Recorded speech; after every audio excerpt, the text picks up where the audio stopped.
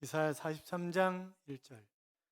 이사야 43장 1절입니다. 이사야 43장 1절. 같이 읽겠습니다. 야곱아, 너를 창조하신 여호와께서 지금 말씀하시느니라. 이스라엘아, 너를 지으신 이가 말씀하시느니라. 너는 두려워하지 말라. 내가 너를 구속하였고 내가 너를 지명하여 불렀나니 너는 내 것이라. 아멘. 같이 인사하겠습니다. 주의 이름으로 잘 될 것입니다. 더 잘 될 것입니다. 끝없이 잘 될 것입니다. 아멘. 예배 자리에 함께 하신 여러분, 하나님께서 여러분과 동행하심으로 잘 되는 행복한 한 주간의 삶이 될 줄로 믿습니다. 옆에 사람하고 다시 인사하겠습니다. 좋아 보이십니다. 좋아 보이긴 뭐가 좋아 보여. 연휴 때 놀러도 못 가고 지금 교회에 잡혀와 있는데 그렇게 얘기하지 마시고 좋아 보이십니다. 그러면 감사합니다. 지금 집사님인지 옆에 앉아있는 사람이 장로님인지 권사님인지 잘 모르니까 남자면 감사합니다. 형제님도요. 감사합니다. 자매님도요. 그렇게 인사하겠습니다. 다시 같이 인사합니다. 좋아 보이십니다. 감사합니다. 형제님도요. 사랑하는 제자교회 가족 여러분, 좋아 보이십니다. 그렇게 인사 안 하기로 했잖아요. 조금 전에. 좋아 보이십니다. 감사합니다. 목사님도요. 이렇게 얘기해야 되는 거 아니에요? 다시, 사랑하는 제자교회 가족 여러분, 좋아 보이십니다. 앉아서 절을 받아요. 오늘 그 이사야 43장은 수없이 한 이야기이기 때문에 귀딱없도록 귀에 딱지가 앉았을 정도로 많이 들은 그런 이야기예요. 그러니까 다시 한번 기억하시면서 함께 은혜를 나누는 그런 시간이었으면 좋겠습니다. 1993년부터 96년까지 주한미 대사를 지낸 제임스 레인이라고 하는 분이 계십니다. 그분은 교수요, 학자요, 문학가요, 정치인이요, 목사님이었습니다. 이제 주한미 대사를 성공적으로 마치고 미국으로 돌아가서 에모리 대학의 교수가 되었어요. 그런데 건강을 위해서 출퇴근하면서 늘 걸어 다니는 거예요. 걸어갈 때면 늘 어느 집 앞에 영감님의 벤치에 항상 앉아 계시는 거였어요. 출근할 때도 마찬가지고 퇴근할 때도 마찬가지고. 그래서 그분하고 말벗이 되었습니다. 커피도 같이 타서 마시고, 또 미국은 집마당이 다 잔디밭이니까 풀도 뽑고 이러면서 지내는 거예요. 그런데 어느 날 아침 출근을 하는데 영감님이 안 보이세요? 늦었고. 그래서 갔다가 다시 돌아오는 길에 봤더니 또 안 계시는 거예요. 집안에 들어가 보니까 어제 저녁에 돌아가셨다고 하는 그런 짤막한 글과 함께 장례식장이 어디라고 써 있는 것이었습니다. 그래서 부지런히 갔죠. 두리번 거리고 있으니까 한 분이 오시더니 혹시 레이니 교수님 아니세요? 그러더라는 거예요. 그래서 그렇다고. 그랬더니 회장님께서 유서를 남기셨습니다. 그렇게 얘기를 하더라는 거죠. 알고 보니까 전 코카콜라 회장이셨습니다. 아니, 엄청난 그 부자가 아주 소박하게, 그것도 어떻게 혼자, 그리고 절대 자기가 어떤 사람이라고 밝히지도 않고 그렇게 살았을까? 이제 그런 이런저런 생각을 하면서 펴보니까 레인이 그대는 정말 나의 고마운 친구였어. 나는 지난 2년 동안 그대 때문에 얼마나 행복했는지 모른다. 나는 그대에게 25억 달러의 유산과, 전혀 놀라시질 않는군요. 여러분, 그게 몇 조인지 몰라요. 계산을 한번 해보세요. 그리고 코카콜라 주식 5%를 그대에게 유산으로 남겨. 그건 코카콜라 주식 5%는 돈으로 계산이 안 되는 거예요. 가만히 생각을 해봤죠. 이분 목사님이라 그랬어요. 왜 하나님께서 전혀 모르는 사람에게, 그 사람하고 피도 한 방울 안 섞였는데 이렇게 어마어마한 그런 유산이 나에게 돌아오게 하셨을까? 하나님의 뜻이 도대체 뭘까? 고민하다가 하나님께서 후학들을 키우라고 하는 그런 뜻이구나 라고 생각을 하고 그 받은 유산 전체를 에모리 대학에 기증을 한 것입니다. 그래서 에모리 대학이 급작스럽게 성장하기 시작한 이유가 바로 그런 이유 때문에 그런 거예요. 그러니까 내 옆에 있는 사람이 어떤 사람인지 모르는 거죠. 다시 인사하겠습니다. 내가 잘할게. 상당히 기분 나빠하는 사람이 몇 사람 있어서 다시 인사하겠어요? 나한테 잘해. 사랑하는 여러분, 행복하십니까? 많은 사람들이 나는 행복하다고 자신 있게 대답하지 못하는 이유가 무엇일까요? 그것은 행복이 무엇인지를 잘 모르기 때문이고 행복한 조건을 외부에서 찾기 때문에 내가 행복하다고 느끼지 못하는 것입니다. 신명기 33장 29절에 보시면 이스라엘이여 너는 행복자로다. 너같이 구원 얻은 백성이 누구뇨? 그는 너를 돕는 방패시요 너의 영광의 칼이시로다. 내 대적이 내게 복종하리니 내가 그들의 높은 곳을 밟으리로다. 그렇게 말씀하셨어요. 너는 구원자가 아니냐? 하나님 너의 방패가 되시고 하나님 너의 대적들을 내 앞에 복종시키실 것이고 내 앞에 무릎을 꿇게 하실 것인데 내가 두려워할 필요가 뭐 있느냐? 너는 진정 행복한 사람이다. 이렇게 말씀하고 계시는 거예요. 사랑하는 여러분, 내가 예수 믿고 구원받은 하나님의 자녀가 되었고 하나님의 자녀라고 하는 이야기는 바꿔서 이야기하면 하나님이 나를 책임져 주신다고 하는 그런 이야기 아니겠어요? 그러니까 나는 얼마든지 행복한 사람이다. 그렇게 이야기할 수 있습니다. 같이 나는 행복한 사람이다. 나는 행복한 사람이다. 정말 그렇게 믿으세요? 아멘. 우리는 지난 3년 동안 코로나 팬데믹을 지나면서 한국 교회가 12,000교회가 없어졌습니다. 엄청난 비극이죠. 뿐만이 아니라 교회 학교는 이미 70% 이상 아이들이 없습니다. 그 이야기는 다음 세대에 희망이 없다고 하는 그런 이야기와 마찬가지입니다. 자, 지금 오늘 본문의 배경도 결단코 좋은 배경이 아니에요. 지금 1절에도 보면 두려워하지 말라, 5절에도 두려워하지 말라, 두려워할 수밖에 없는 그런 상황이었기 때문에 두려워하지 말라 하는 그런 말씀을 하는 것 아니겠습니까?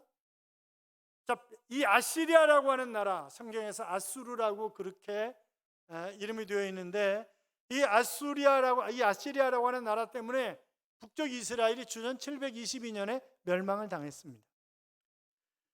이 아시리아가 세계를 지배할 때 바벨로니아와 남쪽 유다는 친했어요. 그런데 이 바벨로니아가 이 아시리아를 정복한 거예요. 그 다음서부터 이 바벨로니아가 돌변을 하는 것입니다. 그리고 남쪽 유다에 압박을 가해오는 거예요.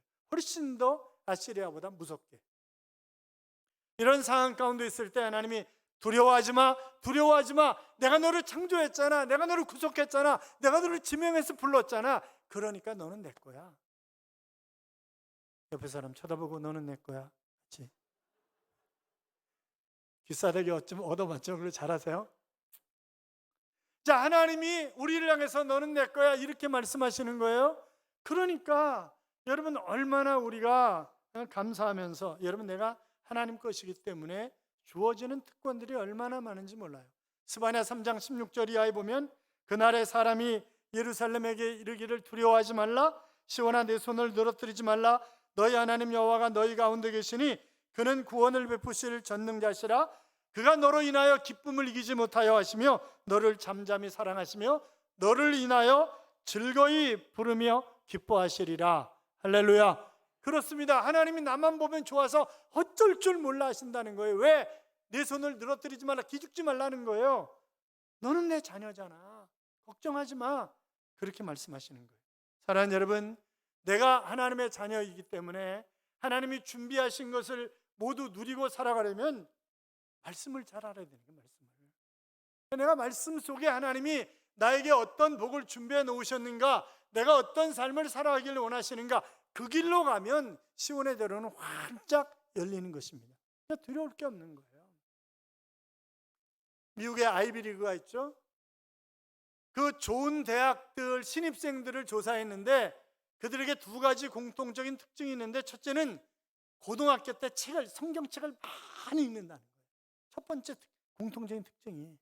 두 번째는 부모와 관계가 좋다는 거예요. 특히 아버지와 관계가 좋다는 거예요.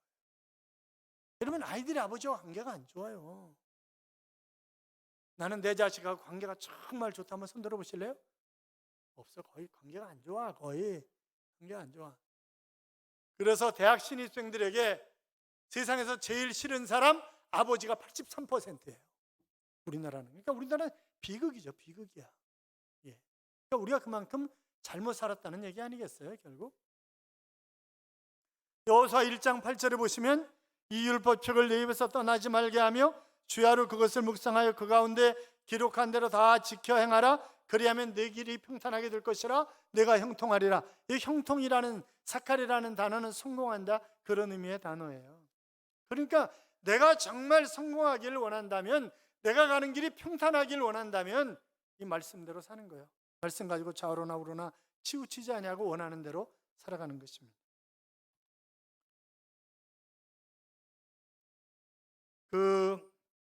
우리가 이제 하나님의 자녀이기 때문에 주시는 특권이 있는데 2절 봐요. 2절 같이 읽어요. 내가 물 가운데로 지날 때 내가 너와 함께 할 것이라. 강을 건널 때 물이 너를 침몰하지 못할 것이며 내가 불 가운데로 지날 때 타지도 아니할 것이요 불꽃이 너를 사르지도 못하리니. 아멘. 여기 물, 불, 강 다 안 좋은 상황이에요. 그러나 걱정하지 마라. 왜? 내가 너와 함께 한다. 내가 너를 보호하잖아. 걱정하지 마. 그렇게 얘기를 하시는 거예요. 사랑하는 여러분, 내가 하나님의 자녀라는 것 확실히 하면 그 하나님이 어떤 상황 가운데 있든지 나를 지켜주실 줄로 믿습니다. 제 얘기해서 죄송해요. 1997년 7월 22일일 거예요. 저희가 1996년 1월 26일 날 중계동 교회 땅을 파기 시작했어요.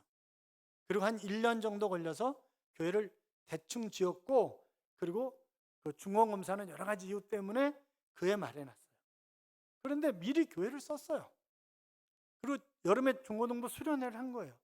사택이 교회 안에 저 구석에 있었기 때문에 중고등학생들이 수련회 하면서 자요? 안 자요. 걔네들이 안 잡니다.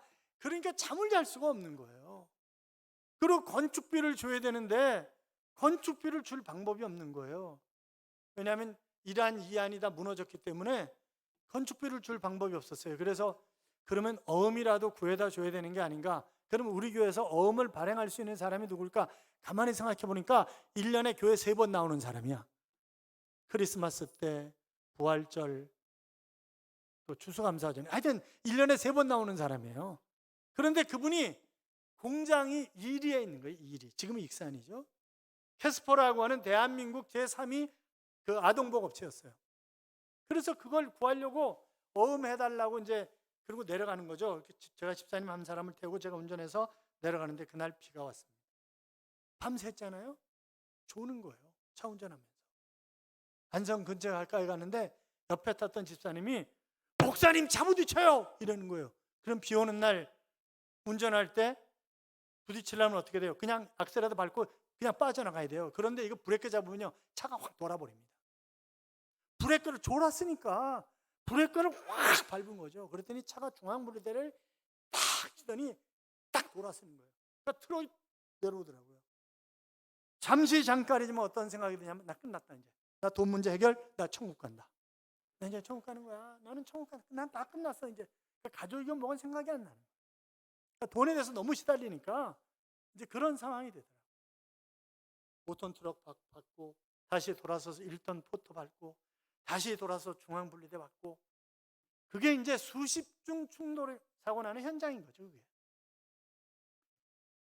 그런데 그때 누가 그 광경을 구경하고 있었냐면 안성 현대자동차 서비스센터 사장이 차를 세워놓고 그걸 구경하고 있었어요. 보니까 살아있더라고요. 그래서 집사님 괜찮아요?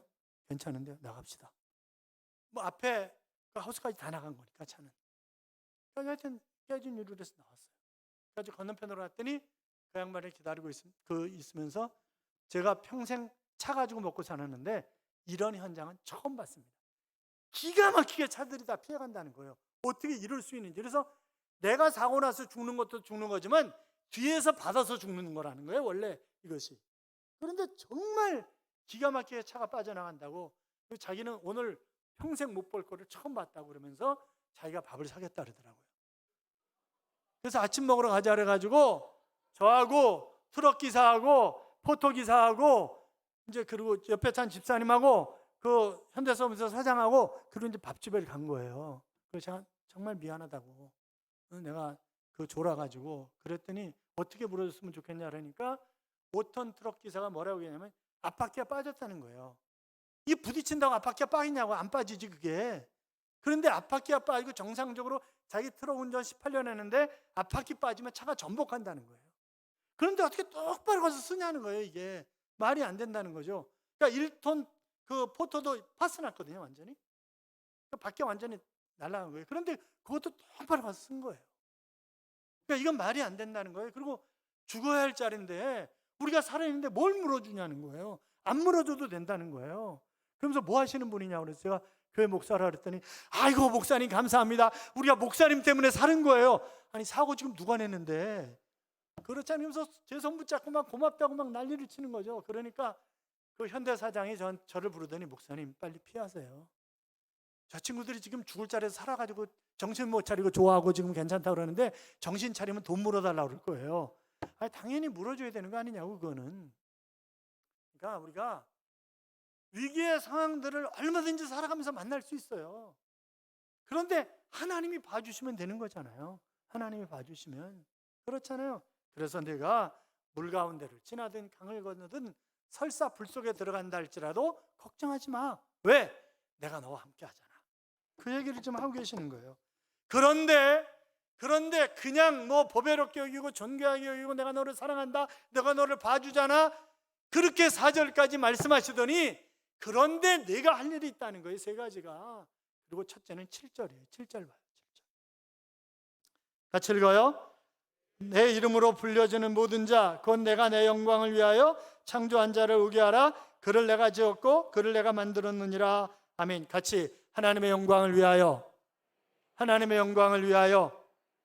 하나님이 나와 함께 하시고 나를 지키시고 나를 보호하시고 보배롭게 여기시고 존귀하게 여기시고 나를 사랑하는 이유가 하나님의 영광을 위해서 살아가라고 그렇게 하신다는 거예요. 하나님의 영광을 위해서.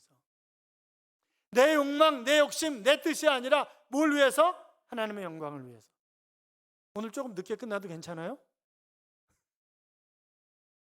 죄송해요. 오늘 그냥 우리 집 얘기만 할게요. 저희 큰딸이 있어요. 큰딸하고 작은딸 여기 신디치는 애하고는 띠동갑이 12년. 큰애는 82년생이에요. 그러니까 42인가? 이제 그래요. 미국에 있어요. 근데 그 아이는 고등학교 다닐 때 이제 항상 1등을 했어요. 그 이유가 뭐냐면 자기는 장학금 타가지고 교회 건축원금 해야 되기 때문에 장학금을 타야 된다.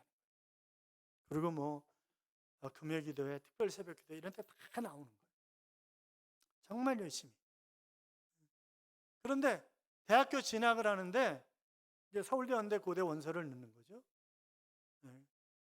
그러면서 선생님이 저한테 전화를 하셔서 정 무슨 선생님인데 전화를 하셔가지고 목사님 그 서울대는 어차피 공부 잘하는 애들 오니까 뭘 많이 만들어 달라고. 그래서 알았다고. 제가 발 사이즈는 작은데 발폭이 넓기 때문에 얼마든지 그래가지고 별걸 다 만들어. 그때는 제가 학부형이더라고. 목사가 아니라 학부형이더라고요. 제가 별걸 다 만드는 거예요 뭐. 응? 심지어는 아마 김주경 권사님 내서 봉사한 것까지 만들었을 거예요 아마. 응? 그리고 이제 교육부 장관상을 만들어주겠다고. 교육부 장관상을. 그때 이제 제가 아는 친구가 이인재 씨 라인이었기 때문에 옛날 국회의원 이인재 씨 아시죠? 그 최고위원이었던. 만들어주겠다는. 대신에 교육부 직원들, 그 담당 직원들 식사할 거 150만 원만 달라고 그러더라고요. 그래서 제가 150만 있어서 벌써 헌금했지. 난 그런 짓은 안 한다고. 그랬더니 하여튼 유목사는 꼴통이라고. 하여튼 이게 어떻게 돼? 그거 나중에 뉴스 나왔어요. 강남에서 3천만 원, 4천만 원 팔다가 걸려가지고 뉴스 나왔다고. 그 만약에 만들었으면 얼마나 개망신 당할 뻔했어요. 그렇잖아요. 그래서 나 그런 건 안 한다. 그랬더니 뭐 전국 백일장 대회를 열어가지고 통일연구소에서 전국 백일장 대회를 열어서 금상 탄 것도 만들어주고 세계 무슨 연맹에서 은상 탄 것도 만들어주고 다 만들어준 거예요. 여러 가지를. 그랬더니 서울대 원서 집어넣기 전날 모양실로 찾아온 거예요. 그래서 아빠 이거 제가 한 거예요, 안 한 거예요? 엄마 왜 그래? 아빠 이거 하나님이 기뻐하시겠어요, 안 기뻐하시겠어요? 걔가 목사인지 제가 목사인지 구분이 좀 잘 안 되더라고요. 제가 하나님 영광을 위해서 살고 싶지 이렇게 해가지고 서울대 가고 싶지 않아요. 그러면서 제가 안 한 건 다 빼겠어요. 다 빼는 거예요. 자기가 안 한 거. 그리고 자기가 해서 받은 상이 53개더라고요 보니까. 그 다음날 아침에 영신 여자고등학교가 발칵 뒤집힌 거예요. 선생님 전화해가지고 목사님 그거 주세요. 제가 애 안 시키고 제가 갖다 넣겠습니다. 선생님 제가 목사고요. 정직하게 살아야 되는 거 아니겠어요? 그리고 애가 하나님의 영광을 위해서 살겠다는데 그냥 있는 것만. 그러니까 만약에 얘가 떨어지면요.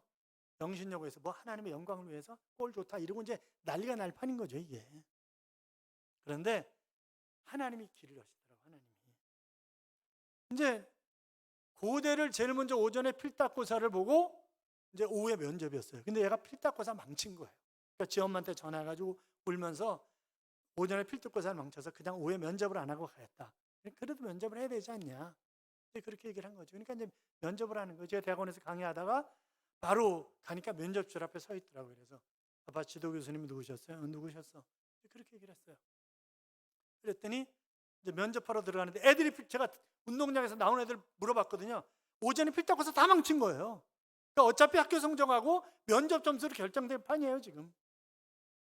그런데 이제 그 7명이 들어가가지고 이제 교수님들이 질문을 하는 거죠. 그런데 서울대를 제외한 나머지 학교들은 전부 다 첫 번째 물어보는 게 뭐예요? 왜 우리 학교 왔냐? 그 첫 번째 질문이 왜 우리 학교 왔냐? 그러니까 왜 우리 학교 왔냐? 아빠가 여기 졸업하셨습니다. 뭐 전공하셨는데? 서양사 전공하셨습니다. 야 인마 나 서양사 주임 교수야. 그럼 너도 서양사 전공해야 되는 거 아니야? 이렇게 얘기가 시작됐으니까 면접 점수를 어떻게 주겠어요? 그러니까 이제 다른 애들한테는 어려워가지고 대답을 못하는 것만 물어보는 거라는 거예요. 그 얘는요 초등학생도 대답할 수 있는 걸 물어보는 거지. 그래가지고 면접 점수를 아주 좋게 주는 거예요. 그리고 그 다음날 연세대학교 사회복지학과 시험 보러 가는데 연세대학교 사회복지학과는 굉장히 셉니다. 그런데 그 시험 보기 전날 밤에 높고 높은 하늘이라 말들 하지만 어버이 노래를 지은 윤춘병 목사님 딸이 저희 교회에 있었어요. 그리고 캐나다로 이민 가는데 그 남편이 보사부 교수예요. 그런데 와가지고 목사님 은혜가 연세대학교 시험 본다면서요. 사회복지학과에서 물어볼 가능성이 있는 책에 없는 것들이 있습니다. 그리고 20문제를 뽑아왔어요. 그러니까 20문제 외워가지고 간 거지 그 다음날. 그런데 연세대학교에서 그것만 물어보는 거예요. 그러니까 연세대학교 신문방송학과 교수가 같이 면접하다가 야 인마 너같이 말 잘하는 놈이 신문방송학과로 와야지 왜 사회복지학과를 가냐. 그리고 그냥 우리 과로 와 여기서 그냥 고쳐줄게. 그래가지고 사회복지학과 교수하고 신문방송학과 교수하고 싸웠다는 거예요 둘이서. 그러면서 그 사회복지학과 교수가 너 무조건 합격이야. 여러분 면접 보는데 합격이라는 얘기 절대 안 합니다. 그런데 너 합격이야. 서울대 가면 안 돼 너. 그렇게 얘기를 한 거예요. 그 다음에 서울대를 갔어요. 서울대는 서울대예요. 13명의 교수가 한 명 들어올 때부터 난타는 거예요. 그런데 문제를 뽑아가지고 대답하는 것으로부터 면접 시작인데 문제 뽑았는데 연세대학교에서 다 물어본 문제.